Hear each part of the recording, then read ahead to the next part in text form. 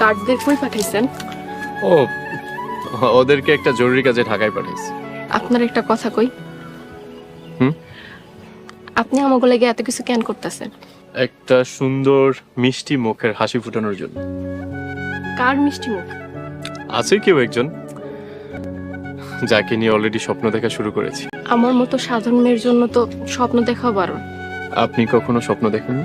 দেখি তো, আমার একটা ছোট্ট ঘর হবে। সেই ছোট্ট ঘরে আমার নিজের হাতে সাজানো একটা ছোট্ট সংসার হবে। সেখানে মান, অভিমান, ভালোবাসা সবই থাকবে। ব্যাস, এটাই আমার ছোট্ট স্বপ্ন। এর চেয়ে বেশি কিছু আমার আর চাই না। আপনার এই ছোট্ট স্বপ্নটার প্রেমে পড়ে গেলাম। ময়না, চল। চেয়ারম্যান সাহেব তোরা ডাকছে। চেয়ারম্যান সাহেব আমারে কেন ডাকছে? চেয়ারম্যান সাহেব কেন ডাকছে কইতে পারি না। চল। আমি যাব না। যাবি না মানে? না গেলে তোরা জোর করে নিয়ে